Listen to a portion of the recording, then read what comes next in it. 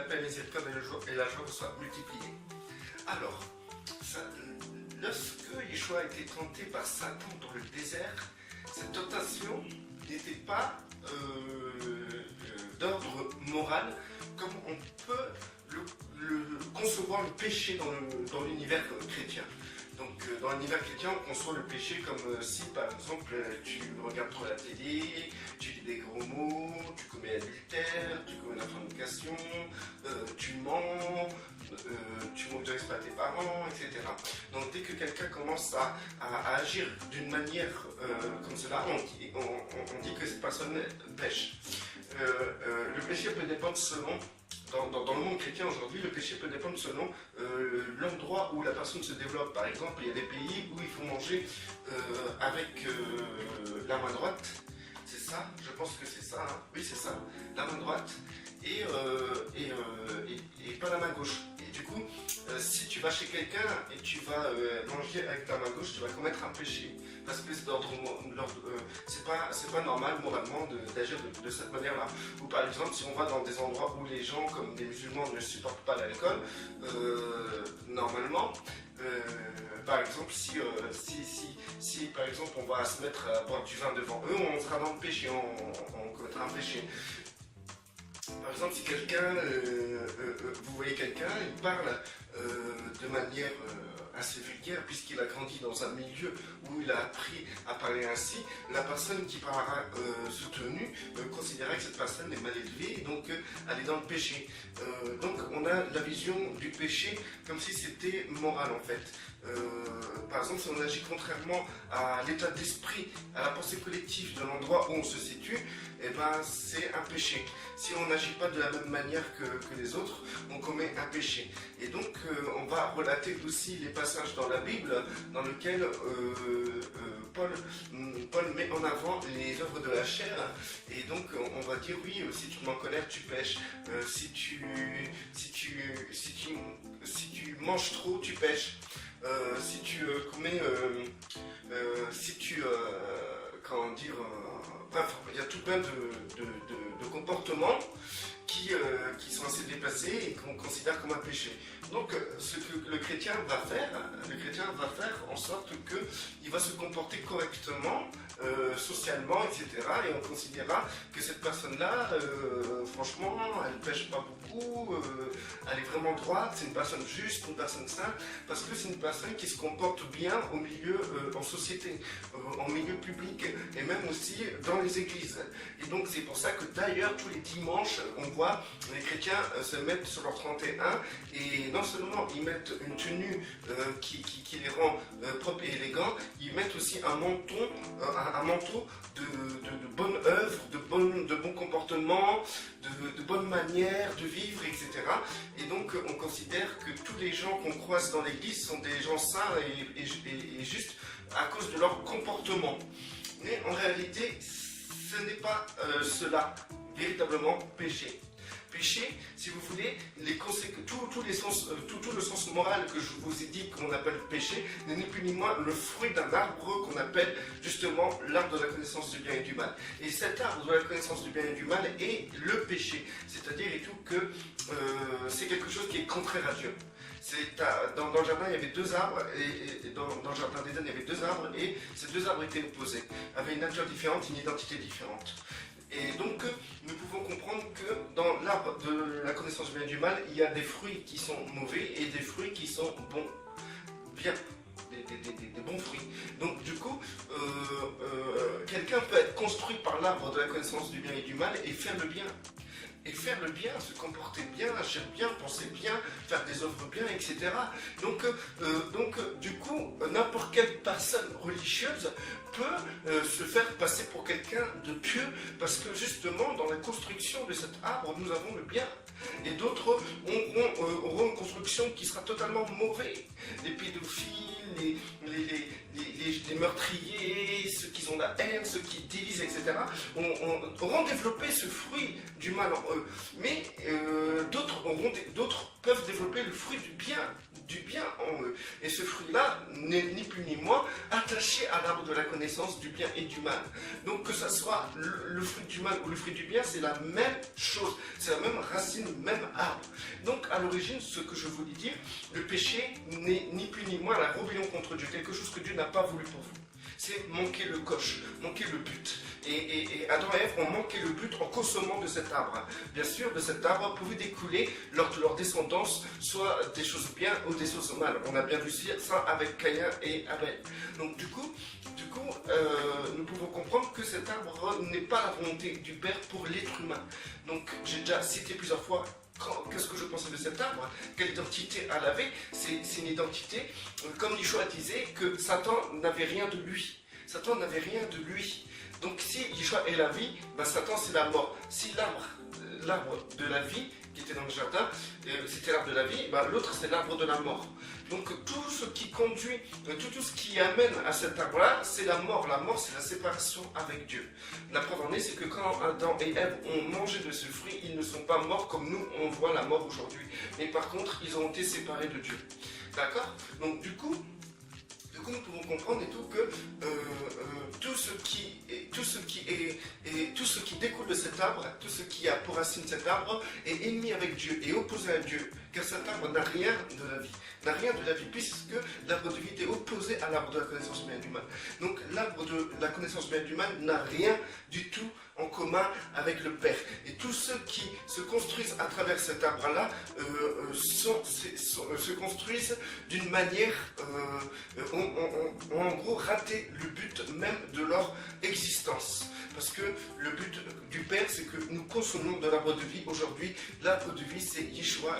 Et le Père veut que aujourd'hui, grâce à cette nouvelle alliance, que nous pouvons consommer de Yeshua. Consommer de Yeshua, c'est-à-dire être rempli, être rempli et vivre grâce à Yeshua. Être identifié à Yeshua, etc. Mais maintenant, tous ceux qui se construisent par rapport à cet arbre ont manqué leur but, ont manqué le coche. Que ça soit que ces gens prennent soit le fruit de cet arbre qui est le bien, ou le fruit de cet arbre qui est le mal, quelle que soit la construction, même si la personne agit bien, fait tout bien, ça reste le bien, d'accord, de cet arbre, de la connaissance du bien et du mal qui est opposé à la volonté du Père. Et ceux qui mangent de cet arbre, le fruit de cet arbre et qui les amène à faire le mal, à se construire dans le mal, c'est la même chose que celui qui se fait construire dans le bien, en sachant que les deux viennent du même arbre. Donc maintenant, bien sûr, les gens vont dire, mais il n'est pas possible que sur un même arbre, ils puissent avoir le bien et le mal. Non, avoir de bons fruits et de mauvais fruits. Je ne vous parle pas de bons fruits ou de mauvais fruits là. Je vous parle de fruits tout court. De bons fruits qui vous développent dans le mal et des bons fruits qui vous développent dans le bien. Tout dans cet arbre qu'on appelle d'ailleurs l'arbre de la connaissance du bien et du mal. Donc la connaissance, c'est la lumière, c'est ce qui nous construit. D'accord? Donc la connaissance, nous en tant que chrétiens, nous devons rentrer dans la connaissance du Père pour détenir la vie éternelle. Car Yeshua a dit comme ça, la vie éternelle, c'est de te connaître toi le seul vrai Dieu et celui que tu as envoyé. C'est de te connaître toi le seul vrai Dieu et celui que tu as envoyé. Donc la vie éternelle, c'est cela, c'est de connaître le vrai seul Dieu et celui qui l'a envoyé. Donc du coup, je reviens au fait que ce soit avec le fruit du bien ou le fruit du mal, les deux sont du même arbre et cet arbre est opposé à Dieu, rebelle à Dieu, et justement c'est ce qui a séparé Adam et Ève de Dieu, et même dans leur descendance, parce que leurs descendants ont été construits par rapport à cet arbre. Donc tout ce qui a été construit à cet arbre a été automatiquement opposé au Père. Donc du coup le vrai péché n'est pas le fruit, la conséquence du fruit, c'est celui qui mange le fruit de l'arbre de la connaissance du bien et du mal et qui se construit dans le bien, parce que c'est la connaissance du bien et du mal, donc il peut se construire dans le bien. Celui qui mange de ce fruit-là, même s'il fait tout bien dans sa vie, tout bien sur terre, il faut savoir et tout que sa construction reste la construction de l'arbre de la connaissance du bien et du mal. Ni plus ni moins ça. Donc du coup, la rébellion contre Dieu, c'est de consommer de ce fruit, c'est de consommer de cet arbre, c'est d'être construit de cet arbre, c'est de rester dans cette connaissance qui est cet arbre, la connaissance de la mort, si vous voulez, et l'arbre de vie, c'est la connaissance de la vie éternelle, c'est de connaître le Père, le seul vrai Dieu, et celui qui l'a envoyé. Donc celui qui consomme et qui est construit par cet arbre a une connaissance, cette connaissance c'est le bien et le mal, c'est-à-dire la connaissance qui ne vient absolument pas du Père. Parce que le Père, lui, la seule chose qu'il peut vous transmettre, c'est la vie éternelle. C'est la vie, c'est son identité, c'est ce qu'il est. Le Père est amour, le diable ne peut pas être amour, puisque le Père est amour et le diable ne peut pas être amour. La seule chose que le Père peut vous transmettre, c'est l'amour. Et la seule chose que le diable peut vous transmettre, c'est la mort. Et donc tous ceux qui se construisent en bien ou en mal par rapport à cet arbre auront pour conséquence la mort. Voilà, donc je reviens au départ lorsque je parlais de la tentation de Yeshua dans le jardin. Excusez-moi, la tentation de Yeshua dans le désert, après ces 40 jours de jeûne, on peut voir que Satan ne l'a pas tenté dans le sens moral. Satan ne l'a pas forcé à dire de gros mots, Satan ne l'a pas forcé à boire de la bière, Satan ne l'a pas forcé à faire en sorte qu'il puisse commettre un outrage moral ou se comporter d'une manière un peu puérile. Non, Satan ne l'a pas forcé à faire cela. Satan, ce qu'il craignait chez Yeshua, c'était que Yeshua avait l'identité du Père. Il avait l'identité du Père. Et ce qu'il pouvait transmettre, c'est simplement l'identité du Père. On sait très bien que l'identité du Père, c'est la vie. C'est la vie éternelle. Donc, il pouvait amener les gens à connaître le Père, donc à détenir la vie éternelle. Il pouvait amener les gens à être construits par le Père, être construits par l'arbre de vie. Et du coup, Satan, il le savait très bien. Il savait très bien que en face de lui, il avait quelqu'un qui ne pouvait que faire la volonté du Père.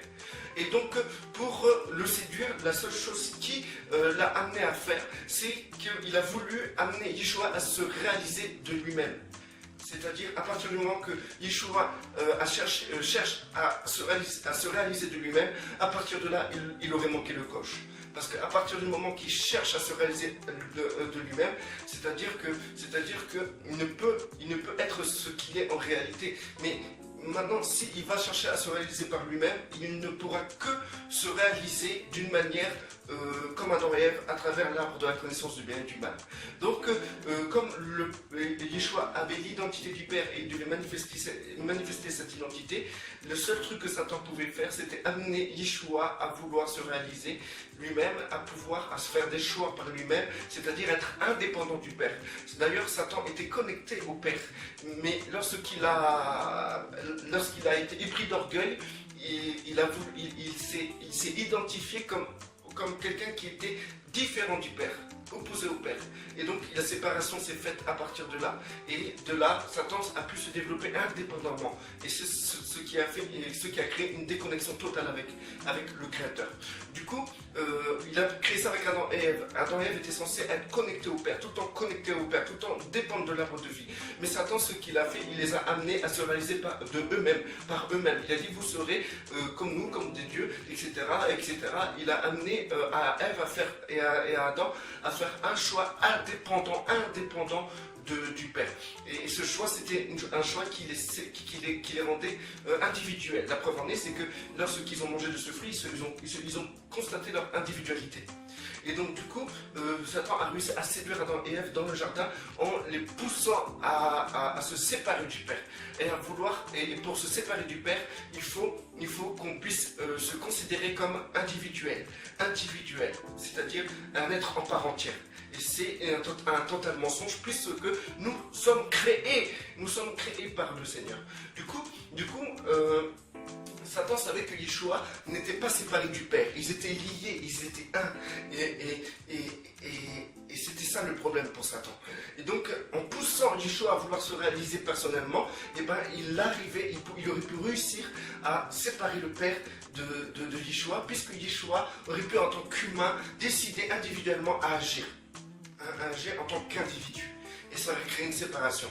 D'ailleurs, lorsque nous voyons la tentation de Satan, comment il a tenté Yeshua, il lui a dit, parce que tu as faim, tu peux transformer ces pains en pierre. Donc, il aurait poussé justement Yeshua à utiliser justement son Père pour pouvoir se réaliser dans sa faim.